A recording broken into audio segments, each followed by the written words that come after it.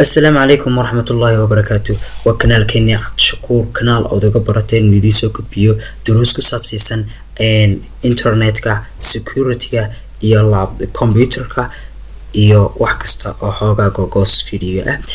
in maanta darsigeena waxaynu ku soo qaadan doonaa xalqad kamid ah security-ga sideen halkii hore waxaynu soo qaadanay xalqad kamid ah security-ga oo ahayd u diijaarka inay arkaan router-kaaga ay ku soo xidhmaan even adoo ka xidhaya meelo badan oo ogolaanaya kaliya dadka guriga jooga. maanta xalqadeena waxaynu ku soo qaadan doonaa flashta caadiga ee computerka la geliyo si aynu uga ilaalino computerka viruska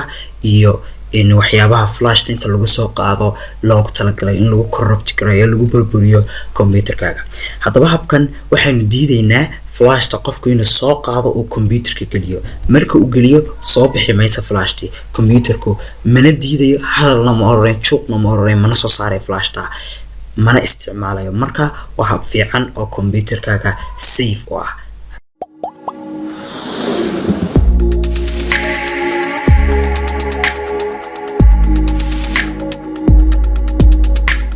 haddaba si aad ula socoto casharka si fiican talaabada koowaad ee aan qaadaya waxa weeyaan in aan tago bartii aan ka arki lahaa flashta. haddaba waxaad aragtaa local disk C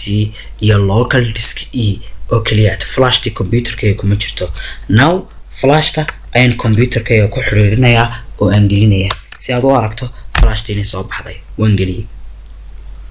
haddaba waxaan aragnaa flash cabdishakuur la yaraynay ku soo biirtay meesha. haddaba flashta aan ka saaro si aynu u aragno habka loogu diiday flashta inay ku xirmanto computerkaaga. dhammaan windowska aad isticmaalaysaan hama noqdo 7 ha noqdo 10 ha noqdo 8.1 windows kasta waxaad tegaysaa startdiisa searchingka ayaa dabeetay waxaad ku qoraysaa red edit tabtaas red edit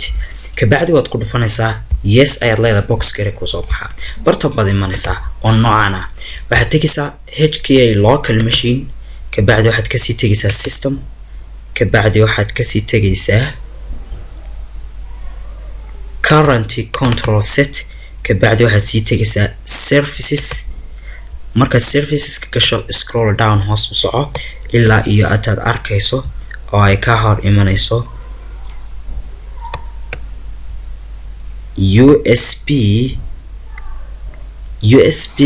USB store halkaas ay ku qoran tahay. kabacdi bartaas click garee hal mar markaad click gareyso halkan waxa kugu soo baxaysa start meel ku qoran tahay double click garee